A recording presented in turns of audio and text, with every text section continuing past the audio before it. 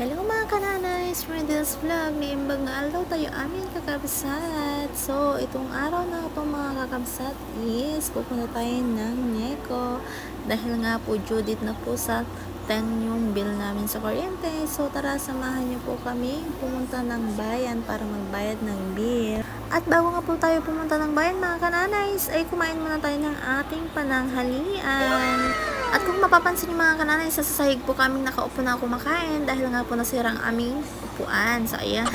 At pagkatapos ko na pa pala kumain mga kananay, ay dumiretso na po ako sa banyo para ako ay maligo. At ayan na nga mga kananays, nakaligo na ang nanays riders nyo. Outfit check. Boom! At simple lang po ako magsuot ng aking damit mga kananays, lalo na po pag magmumotor ako, lalo na magdadrive ako. At ito nga po pala mga aking mga anak ay nakaprepare na rin.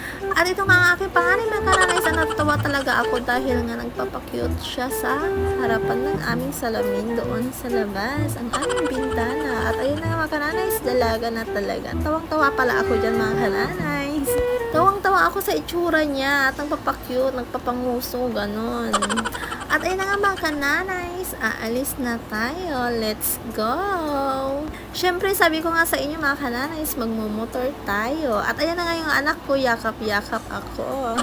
At ayun mga kananay, sobrang init kaya ako ng jacket. So, bali tatlo po kami dyan sa motor pero hindi po ako mabilis magpatakbo. At ayun na nga mga kananay, medyo malapit-lapit na tayo sa bayan. May pagkalayuan din po ang bayan dito sa amin, mga 35 to 45 minutes po kung mabilisan, depende po sa patakbo ng motor. At ito nga mga kananays, magpapark na po tayo sa likod ng munisipyo at maglalakad na rin po kami papunta ng Neko. Sobrang balot na balot po talaga ako dyan mga kananay dahil sobrang tirik ng araw. At ayan na nga mga kananay, lakad-lakad lang kami ng anak ko dahil nga po ang init at medyo ibinaba ko nga ang aking jacket. At ito na nga po pala ang Neko. Dito nga po pala kami magbabayad ng aming bill. Dahil nga po pag naabot po ang due date ng aming bill ay mas tataas pa po. Kaya kayo mga kananays, huwag nyo na pong abutin ang inyong due date sa pagbabayad ng bill dahil nga mas tataas pa yan. At pagdating nga po namin dito sa loob mga kananays ay sobrang init pa rin kahit naka-aircon. At ayan mga kananays, nasa likod ako dahil nga po medyo mahaba-haba ang pila. At ayan na mga kananays, sumunod na ako tapos na rin kami nagbayad.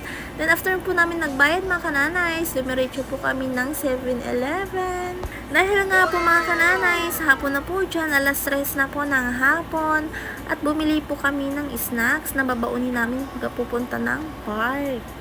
At ipapasyal ko nga po ang aking mga Jonakles. At dito nga po pala kami pupunta sa loob niyan, mga kananays. Ayan, tirik na tirik yung araw.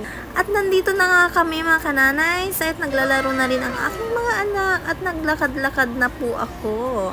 Sobrang fresh na fresh po dyan yung hangin. At minsan lalabas-labas din po tayo ng ating bahay para mag-refresh ang ating mga katawan at utak.